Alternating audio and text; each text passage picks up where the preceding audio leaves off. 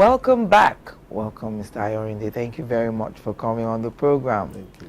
I'm sorry, I forgot to mention that you had National Honors, OFR, that's Officer of the Federal Republic.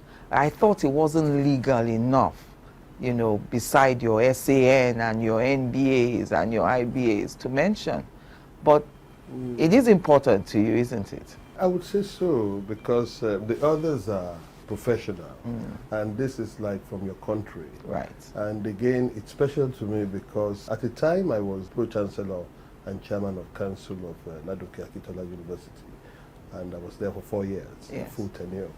And I was very surprised when somebody called me up from the presidency to say, oh, we found your name in some list for national honors, and it appears you'll be given OFR.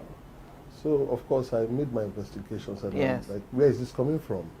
And I discovered that the Students' Union Yes. at the university had made the request as far back as 2011.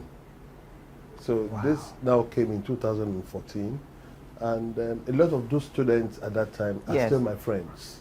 Till today. Till today. So you weren't a mean lecturer then? I was quite friendly with the students, Yes. because I came in as Pro-Chancellor and Chairman of Council, Okay. which is mainly like Chairman of the Board Right. of the university. Yes. But again, I encouraged the Vice Chancellors, the two that worked with me, Yes. to please allow me to have access a bit to the students, because really and truly the university is for them. Yes.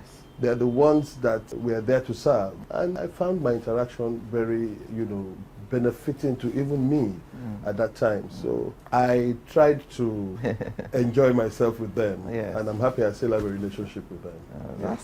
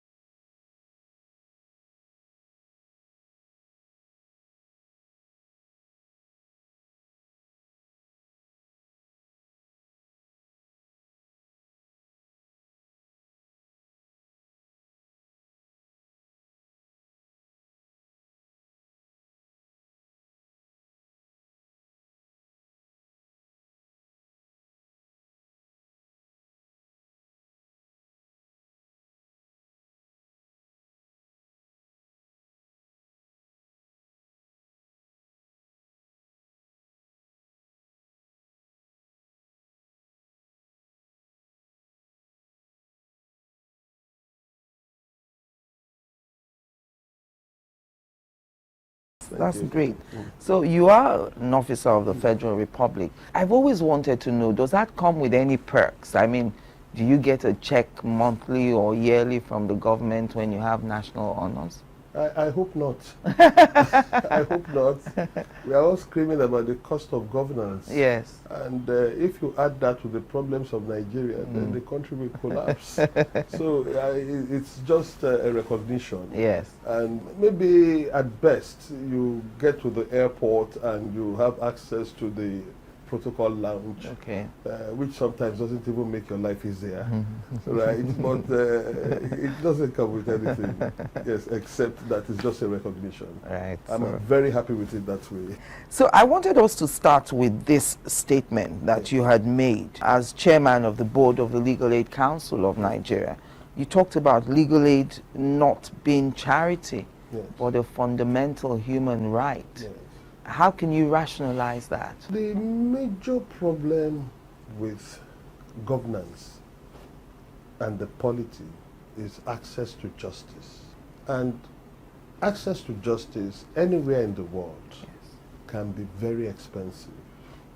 That is why the states must make a deliberate attempt to give the ordinary man, the man on the street, access to justice.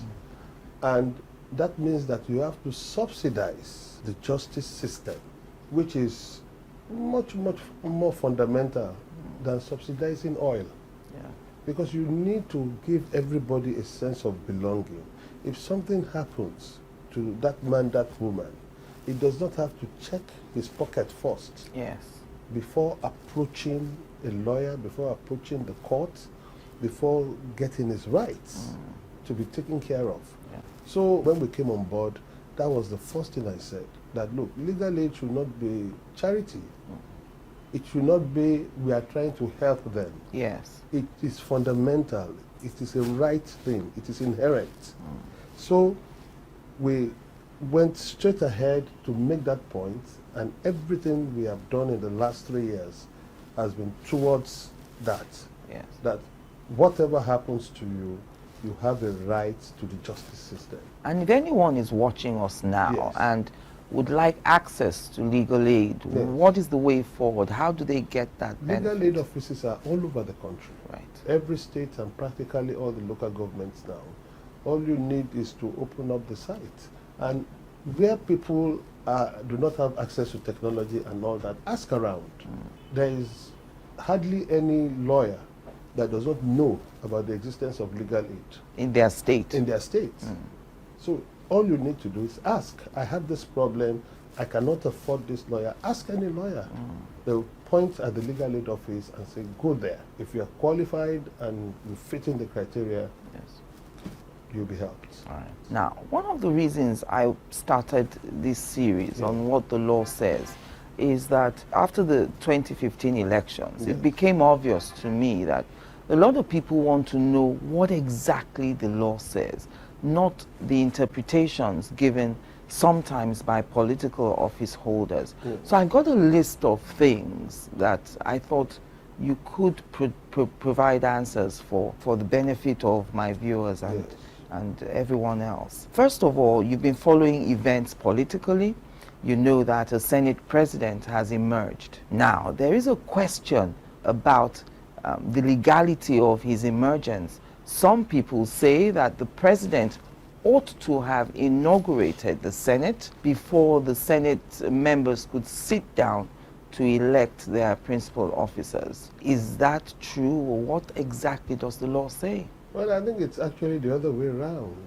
If you look at the standing orders of the Senate, it is senators elect that elect their leader or their leaders. Okay. It's the other way around. So there won't be senators elect if the Senate has been inaugurated. That's right. So once you have elected them, from all the evidence available, the president did send a letter that come on this day at 10 o'clock and start your business.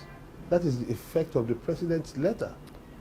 So the senators go there as senators-elect and follow their standing orders and elect their leaders. And that is done. They don't have to wait to see the face of the president in the Senate before they do that. Necessary. You see, we must begin to also appreciate the doctrine of separation of powers. The National Assembly as an institution is a branch of government on its own. It's not beholden to the executive. It is not at all. In fact, for the president to come there, is usually invited. He doesn't say, look, meet me there. And you will see that there was a rumor or reality of some meeting to be held somewhere else with the president and some senators from a particular political party. Yes. If the president had all those powers over the National Assembly, the president will call for the meeting inside the National Assembly and say, please meet me in this hall. Yes, inside the National Assembly. Then when we finish there, then we can go into the main chamber for the business of the day. But it doesn't work like that. Once he has sent the letter, yes, then the business can start. Right. Okay. So I think what we just saw was more of political maneuvering. Some people more experienced in the Senate rules. I should think so. I should think so. Okay. You know, but you know, they should sort out themselves very quickly so that we can move on. Yes. And one of the points you've made now about separation of powers also brings to the fore the fact that many Nigerians think the president has limitless powers, you know, as a fallout of what has happened in the Senate. So does the Nigerian president have limitless powers?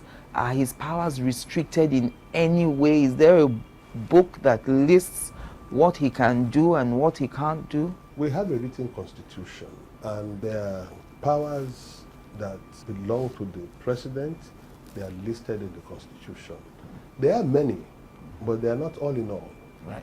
And I think the mentality of Nigerians thinking that the president is all in all, yes, is also historical and cultural. We will see that many Nigerian societies developed from traditional rulership. There's a Kabiyesi somewhere, yes, there's an Emir somewhere, there's an Igwe somewhere that everybody bows to. yes, And everybody will go and solve their problems. And after the traditional institutions were wind down, we had the colonialists, and it was in quote, the Oyinbo man that was like God. yes, And everybody looked up to him to solve their problems. Then we had a political experience where Nigerians took over from colonialists and continued to behave like kings and queens. And from there, it's unfortunate. We moved into military dominance. yes. And I remember as students on 1st of October, on Children's Day, we'll be dressed up to go and march at the stadium, up and down, and salute the military governor and all that. So you see, it's a cultural and a background thing. But thank God for democracy. Now we're beginning to evolve since 1999. Even in 1999, we had a president who was coming from a military background, and his nickname was Baba. So it's this father figure thing that gives us that mentality that the president is all in all. Yes. And that now waters down to the state government level where Mr. Governor is like an emperor. Within his state. Within his state. You know, he runs things and he does whatever he likes most of the time. But these are offices with constitutional powers, and that is evolving now. Yes. We are beginning to see that now, that the executive, they have their work cut out for them. And you have countries that don't even have written constitutions, and they carry on, they know their limits. Now that is where the courts become very important in this dispensation. Whenever you think there's an infringement of authority, of rights, then you run quickly to the court. And what about those who would say they don't have a belief in the courts because justice is either delayed or it's denied? Yes. What would you say to those people? I would beg them to have a belief in the court. In Kenya, when there was some dispute after the elections, people were settling disputes with cutlasses and machetes. Yes. We don't want that here. So that is the only safe place you can go. It may not be something that is resolved in 24 hours, but it gets resolved, and that makes us a more civilized set of people.